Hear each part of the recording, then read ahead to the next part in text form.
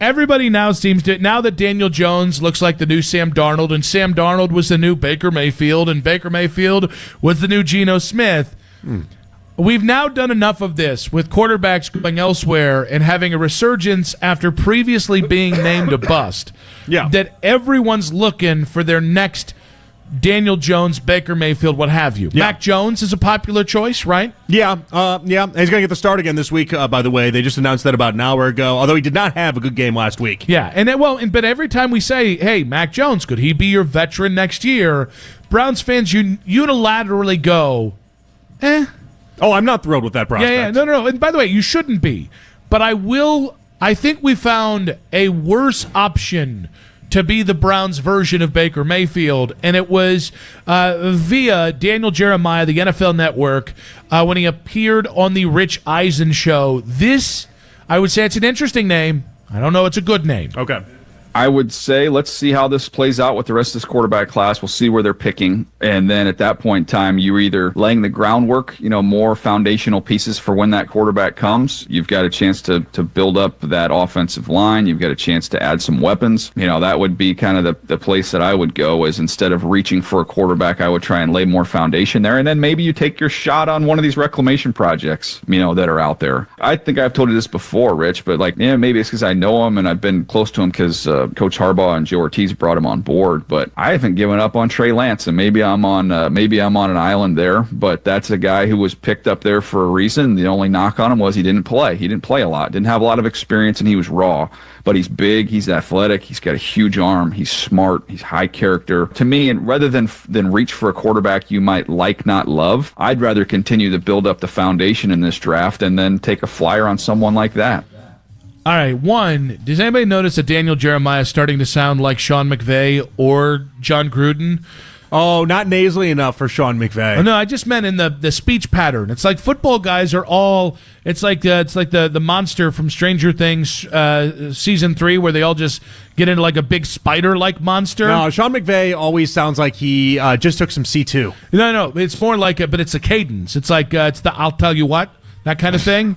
That wasn't good. I know, because my Gruden sounds like a Ditka. You have to listen back to that. However, right. Yeah, maybe I will. All right, I can kind of buy that a Mac Jones resurgence might be possible, because I never thought I think the Patriots failed him, and then that just cascaded into him having a couple lost and he did years. make a Pro Bowl, by the way. Not that means the Rookie world. of the year. He did accomplish things, and I think there is a through line with a lot of the quarterbacks that we're discussing. Like Baker Mayfield accomplished things in Cleveland. He did things. He was a good quarterback, and I think the through line with a lot of the reclamation projects that exist, even Daniel Jones had flashes, had moments where you're like, okay, there's something. That one good year. Yeah, that's exactly what it is. And so, I think you need to see that before you can start saying, all right, these guys are going to turn around and be something while having zero evidence of it. Yeah, I mean, so it was kind of like the Kenny Pickett idea. What probably enraged me the most about Kenny Pickett as their reclamation project is they didn't have a better option besides Joe Flacco. Mm-hmm. If it was Kenny Pickett and Kirk Cousins, and I know Kirk isn't playing well now, I might have gone, okay, I can buy more into this because your fail-safe is Kirk Cousins. Your fail-safes were Joe Flacco and Dylan Gabriel, and here we are. Yeah.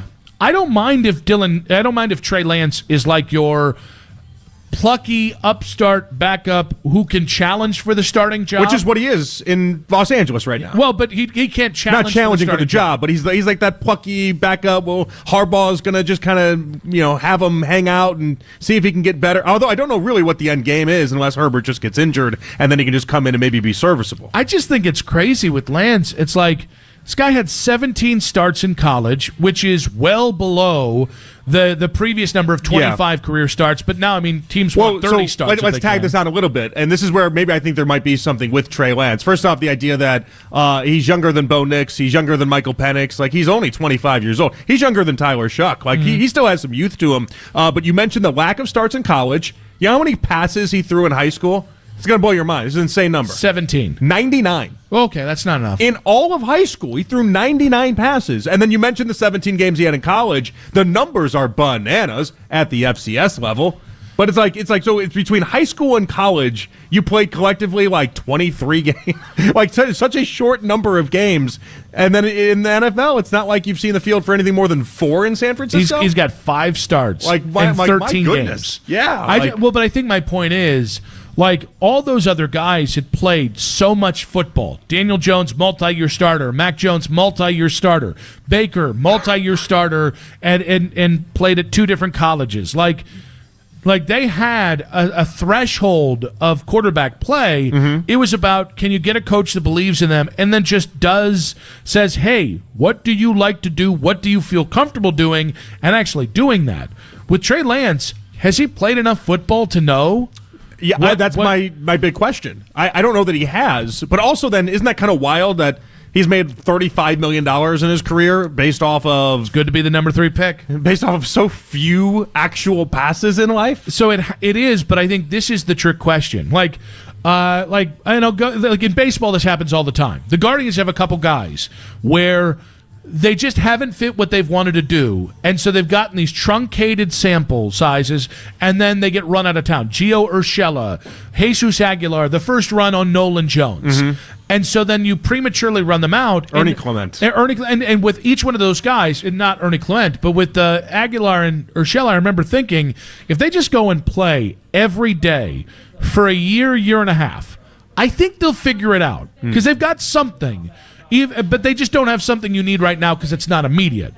I think the problem with Trey Lance is he needs the thing that you don't get in the NFL, which is he needs to start for 2 years in a place where there's no expectations, where there's a good enough ecosystem to help him actually have a chance to succeed, and he can just play no matter how good he is. Okay, but the hard part about that is that he's got to showcase to somebody that he is better than what he was in San Francisco. And maybe Harbaugh has gotten him to that spot. Harbaugh's great with quarterbacks, obviously. People remember that damn preseason game. I know it's silly, but people still talk about that. Well, but think about how bad he was in practices in San Francisco. He got 4 games, and obviously the very famous, takeaway was the idea that Shanahan's dad came to one of the practices and was like, Brock Purdy's better than him. What are you guys doing? After they just spent 3 first-round picks on getting Trey Lance, and he's like, no, Brock Purdy's the better quarterback. But Brock Purdy at that point was behind Garoppolo. He was behind, and maybe this is just obviously them rewriting history in a nice way,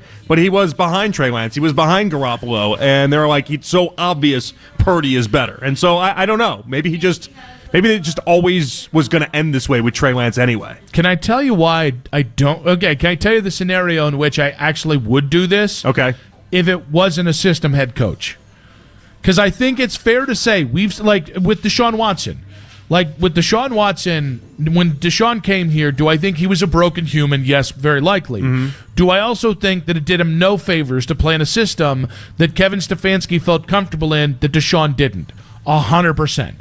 So I can understand if Trey just didn't fit the system they wanted to run in San Francisco, whether it was terminology, whether it was just the simplicity of what they want quarterbacks to do. Again, shut up and throw the ball. Yeah.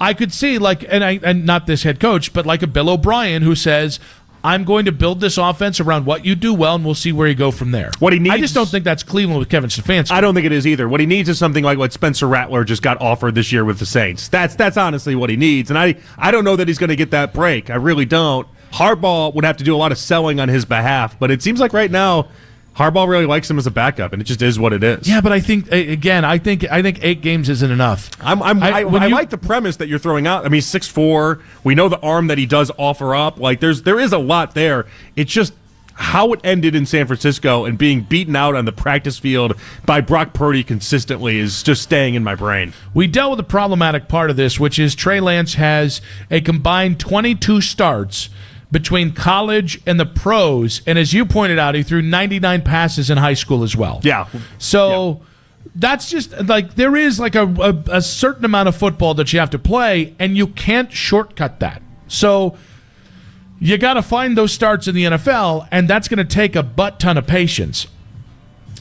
The idea, though, of build the foundation and then find the quarterback later, Is there a perfect time to find a franchise quarterback? Because I think Daniel's espousing some magical moment that doesn't usually conspire or reveal itself in the NFL. Well, it's also, it's built on the premise that you will find the quarterback as if you could just do it in the snap of the fingers. And as every Browns fan listening right now understands, that's not how this works. Correct. Right? I think that's probably why a Browns fan, if anyone, is best equipped to handle and to do a conversation like this. It's because everyone here comes with the idea that you can't just snap your fingers and make it all come together. It doesn't really work that way. Yeah, and like, listen, if you could tell me you had the number 2 pick in this year's draft, so Mendoza goes 1 to the Saints, you get the number 2 pick, and then maybe, maybe the number 18 pick, right? Yeah. So let's say you get the wide receiver at 18 and you get like a Reuben Bain with the number 2 pick. Okay, but you haven't really addressed the thing that you need. And by the way, I'd feel different if there was a veteran quarterback this offseason that made you think. Like, Tua might be available, but that's not going to make you think good things, and he can't play in cold weather. Wrong place to play. Yeah. There's no other veteran quarterback that might shake free as of right. You want Geno Smith after he's flushed out of Vegas? No, we've talked about all sorts of like random quarterbacks, like Kyler Murray, guys like that. Like Mac Jones. No one great is going to pop up. So I just, listen, if you're not in a position to take a quarterback, we are all in agreement, don't force it. Mm-hmm. And but forcing it is relative. Like, people thought the Broncos were forcing it with Bo Nix, that he just happened to fit exactly what Sean Payton wants. Yeah. I also, by the way, I think I love the comparison for Fernando Mendoza that he's Matt Ryan. If he is... Hey, Matt Ryan won a league MVP. Yes, exactly. We just need to not speak of Matt Ryan as if he was some sort of... I'm not saying you're doing that. I'm just saying in general, though. Like, I think people hear Matt Ryan, and they might as well hear Kirk Cousins. I agree, and that's just 100%. Well, but by the way, Mendoza fits also, what I think Matt Ryan had him in a Super Bowl up 28-3 in the same year that he won league MVP. Like, if you're telling me I have a quarterback that can take you to a Super Bowl while winning league MVP, who's saying that's a bad thing? Well, and I think, forcing it is relative, I think is maybe the point I'm making. If Mendoza's there and he's your Matt Ryan, I don't know you're going to win a Super Bowl with that, but could you go on a 10-year run of winning, which is what you need to be right now? 100%. Like, what you really just... When I think of forcing it, I think of a guy who has very little chance of making it and who's likely to be a bust. And so that there's a couple factors that go into it. Yeah. But like Kenny Pickett was a force-it quarterback with the 20th pick. If he had been taken with the 48th pick, it wouldn't have been a force-it pick. Let me tell you what I heard earlier today from people that would that do this. They told me that they expect 8 quarterbacks, Nick, to go in the first 2 rounds. The expectation as of right now, like if you were to do the NFL draft tomorrow, the expectation is that there'd be about 5 quarterbacks taken in the first round and about 3 in the second round, about 8 between the first 2 rounds. There's going to be a bunch of different quarterbacks that are taken. So it's different from 2018 because Sam Darnold had franchise quarterback written all over him. I think people looked at Josh Allen as a project, but they saw it. But there will be people that sign up for the Josh Allen project of it all, that look at someone and say, and in many ways, I think this is what they thought with Trey Lance. You talk about a lot of Trey Lance. Trey Lance was taken because of Josh Allen and the success of Josh Allen. 100%.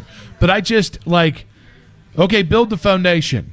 Cool. You're not guaranteed anything in the future that you're going to be in a position to get a quarterback. Yeah. I think we oversimplify. You only draft a quarterback in the top 10 if they're going to be a franchise quarterback. If they can be a top 12, top 13 quarterback, you should look at that as a massive success if you're Cleveland, because you're just trying to get to the stabilized point of trying to win consecutive years. We'll worry about winning championships 5 years from now. It's funny when you say it, because that's exactly what Baker Mayfield was offering up, and the Browns decided to shake their head and say no thank you. In the AFC North, where you have Lamar, Joe Burrow, and at the time Ben Roethlisberger, they're like, you have to have an elite quarterback, you have to have a top 5, and it's just not how you need to operate or think at this point. But I don't know if the Browns have learned their lesson from that. I don't know.